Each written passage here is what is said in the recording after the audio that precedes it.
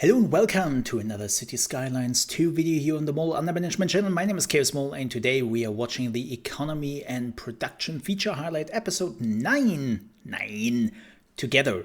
And I'm really looking forward to this again, as per usual. I haven't seen this yet, so this is my first time reacting to it. And then afterwards, we are taking a deep dive on all the new features they have basically showcased here. So, Economy and Production. Let's be fair here, the economy and production in Cities Skylines 1 has always been pretty rudimentary, right? Like the most money you would make by just building buildings. And then if you would have production and basically economy slowly starting through the industry, it was a nice to have, especially for your industry, of course, and then later on for the retailers. So you had everything nearby. But as far as we understand from previous videos, this would change because you would not have every resource available, or production would not really work out in this area you're in, and so on and so forth. So I'm actually kind of curious to what they are changing now. And with that said, let's finally watch this video, shall we? Enough talking. Let's have a look. They say money makes the world go round. I say lurkers make the world go around, but I'm streamers, so keep your city spinning by steering its economy on a course to prosperity.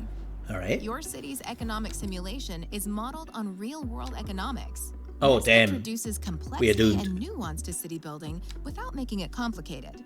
The economic system in Cities Skylines 2 is actually engineered to help you grow your new city, and as it develops, to give you influence over some the interesting levers that generate wealth. More information than usual. You'll raise revenue by taxing the sale of goods and services, energy production, the extraction of raw materials, go into detail tourism, and more.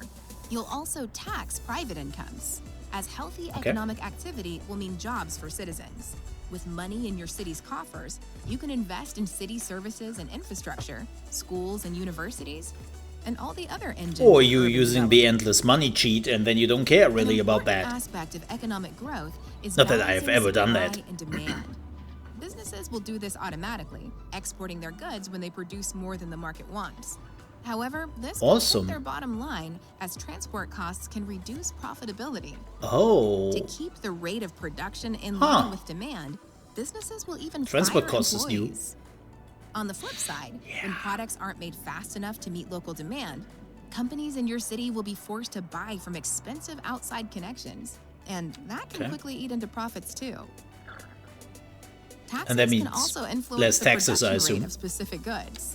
You can slow the rate of production by raising taxes, lower taxes to accelerate production rates and more similar manufacturers to your city. That's crazy. It's also possible to motivate businesses to specialize in ways that strengthen the economy. I love taxes for the company names and the various industries that manufacture their products. That will make them more profitable. More businesses specializing in the design and manufacture of furniture will crop up. Before you know it, your city will have a flourishing furniture trade and a reputation that keeps cash flowing in. Makes sense. Managing and adjusting production chains is another way you can influence your city's economy. Overhauled in Cities Skylines 2, this adds a whole new dimension to city building. It looks so much bigger and so much better. Every detail if you don't want to.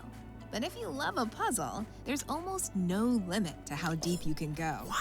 Starting from raw material extraction, you can get raw materials into the city by importing them or producing them locally. Give me all the Excel Opt sheets. for local production, and you'll need to establish a specialized industry area. There are 9 Okay. total. 4 are farms where you can raise Whoa. livestock or grow either grain, vegetables, or cotton. That's more than we had before, right? Timber, though how much depends on the age of the forest. The same? You can extract Damn it. ore, stone, or coal from underground deposits. And lastly, you can drill for oil. You'll manage all this activity via the Economy panel. The black It gold. puts your city's finances at a glance and allows you to monitor and adjust production outputs for various goods and materials. With integrated tools and clear displays, the Economy panel is a user-friendly way to manage and grow your economy. I had to take loans. If money really does make the world turn, how will you grow your city's economy so everyone in it can enjoy the ride? All right. Yes, don't forget to like and subscribe if you like this. Also to my channel too. Let's talk about this. This is actually really cool. Man, I know we have been talking about this before, right? But especially this no overview we are now getting in Cities Skylines 2, it really helps you to get a pretty quick idea, not a detailed idea necessarily, but a very quick idea on what the hell is going on here when you click on it, right? Like you can just look at this and you will see immediately, okay, this seems to be very well whatever they're showcasing here. I don't even know what this is. Maybe flow off. Again, I don't know. But it immediately gives you the idea of like, oh damn, yeah, okay, this is great, this is doing well, oh, this is going to shit, oh, this is not good, this is not good. I assume how many like people are living there, I would assume. But again, I don't know exactly what they're showcasing here. But nonetheless, my point is this gives you such a quick information on what the hell is actually going on. And I love it. Also, playback speed. Let's lower this. Oh yeah, here they are going for the first time into the budget. And I mean, when they're servicing over it, you get the information where it's coming from. That is definitely something new, like it's far more detailed. Keep in mind, yes, I know there are mods out there which can really help, but please keep in mind I'm always comparing this with features which are only available through the base game and of course the DLCs, because there are just so many mods out there and I cannot count that for every single mod. Sorry for that. I know that some of the mod makers do some amazing job to make it easier to understand what is going on in Cities Skylines. I'm very much aware of that. But this has been pretty much the same, right? The tax rate for residential, commercial, industry, office, like this was already in the first one. There's nothing really new here. But what is changing now is that you can actually like go into the detail, and they were hiding that. There we go. This is what I want to see. Oh my God, look at this.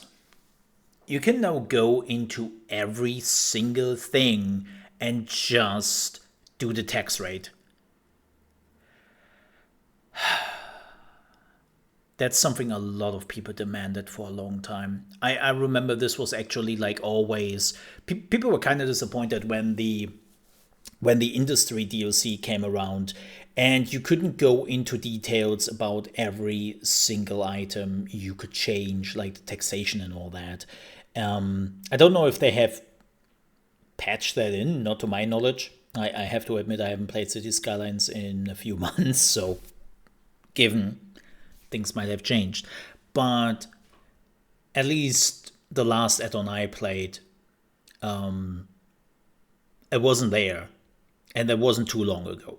So now having actually the option to really just tax every individual item, God, I would just sit here for hours trying to tax or lower the tax on like every single thing I really need. And man, people will be so annoyed by this watching me. I will probably sit here a lot in the economy window, because you can like finally fine-tune your economy, and that's really important, right? I'm actually kind of curious to see like how much money do you make per hour? Like 22,000 is quite good, to say the least. I mean, here they're showcasing off like all the different industries and the animation, which is kind of interesting. Oh, speaking of interesting, yes, this is super interesting. I know that my stupid face is a little bit in the way here.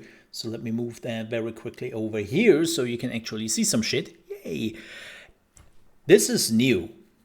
So yes, trucks transporting resources from A to B, that's not new. That's not new at all. But what is new, that there are now costs aligned to the transportation, and depending on how much, like you can see that this truck is not even full, right? This one is not full when it comes to how much cargo it can actually hold. And it seems like now you really have to account for, okay, what do I import? What do I export? Like, how much will that cost me in the end to transport, right? There will be a lot you have to look out for. And I always felt like in the first one, and this was just a feeling, I never looked too much into it, but you had multiple ways to transport your wares, right? You didn't just have to use trucks. You could use trains, you could use airplanes, right? And I never really felt the difference too much. Like, on paper, I always felt like, okay, I'm now transporting it with a train instead with a truck. Cool, I love trains. But does it really do something for my economy? Does it really do something for my city? No, I just use trains, right? And so it seems like that now, they haven't really talked about this here in the video, but I can see that maybe when you are starting to operate with trains, that you can get more money out of it because you can transport more. Or if you really need something be transported very quickly, airplanes could be an expensive way, but a quick way to get the resources you need. And it seems like you can finally, because you can actually choose like the different taxes one by one. You can finally specialize your whole city into a town which is like specializing on woodworking. Everything which is related to woodworking. Or you're just like, nah, you know what? We have so many rich oil fields here. I will completely focus on that and nothing else. And you can do that thanks to taxation and the transportation possibilities you will have. And yes, sorry, I also missed to say per ship, right? Because ships were also a thing. But you know what I mean. I love the outside connections that you can also see in detail. Not just, oh yeah, this is how much you are getting in food-wise, but you have beverages, food, electronics. Like you get now far more insight on what you export, what you import, right? And you can see where most of the connection is coming from, which is also really helpful. Like I think there was always a bit of a problem that you had to basically click on like the train station to really see, okay, what is coming in here? How much do I export? How much do I import? And so on and so forth. And now you can just see it. Right, you just see the colors and you can immediately see, oh, okay, this one is apparently focusing very much on convenience food, if I'm not completely wrong here. Right, so it seems like that's something you are importing quite a bit in this video. And it makes you think. And here again, they're going over the budget. They're showcasing that. Let me speed that up. I think we don't. Let me go back to normal speed here. Yeah, again, they're showcasing this again, which is really nice. Like as I said, specializing in one industry could be really interesting for later on, right? They also showed, let me see, this system. Oh God, I love this so much more. Don't get me wrong, the first one and how you choose what you were doing in a certain area when it comes to industry was okay, but it always felt a little bit sluggish to me. It wasn't as great as I hoped it would be. And you also had too many buildings, like even like farms, right? Farms were just buildings and more buildings. You didn't really have those big open fields. It seems like you were utilizing now, right? You are choosing a field you want to build something on, and that's where you will build the buildings or put like the animals or whatever down on you need. Right, in this case, I think it's fertile land, but you can see it right here, right? It seems like you are now designating a certain zone, and then you build the buildings inside that zone you need. And you can also see like how much you're actually producing. This is coal, if I'm not completely wrong. And yeah, you see where this is getting processed into, that it also gets into electricity or an export. And it seems like we are, in this video, we have a surplus because we are producing a lot of coal. Yeah, that's also a really good window. I really like that. Yep, I really like that we were finally having an overview exactly what we are producing, and I don't have to click like on certain buildings again or hope to get a feeling for it. This is why I always said, more often or not, I had the feeling that it didn't really make a difference too much if you had an industry in your city or not, you would make more money from it if it worked, right? But if it didn't work, then you wouldn't really notice it too much. And it felt a bit tacked on to me. But maybe I also didn't focus enough on industry. That can also be a mistake by me. Not saying that I'm like super knowledgeable on the industry part, but it just always felt to me that having industry in your city was nice. It was good to have. But was it mandatory? No, really. I'm pretty sure I did play some cities where there was no industry as a whole. It didn't exist. And it wouldn't break my economy. It wouldn't break my city. So, yeah. Now having it an integral part, or I'm hoping that it will be an integral part, is really important. That makes me very happy. One last thing they showed here for a second. Oh my god, I love how they are going over stuff, and then you can see where all the income is coming in. The services, you can still control them like you did before. Landscaping, that's new, I think. Communication is new. The rest, I don't know if park and recreation was here. I think it was. But the rest is pretty much the same. Yeah, nothing new here when it comes to the services. Loans. Now, this is interesting. So there is now a share of the city's monthly income spent on loan interest. And then we have a remaining surplus per month. That's pretty cool. Yeah, you can see the interest rate changing. And it seems like you can really get some pretty high numbers. 26 million. Damn. That's quite a bit of money you can now loan. Definitely more than in the previous game. Oh, you even see the deficit. Highly. Oh wow, so many. Like you can even now change the taxation depending on the if somebody is like highly educated and all that. Look at that.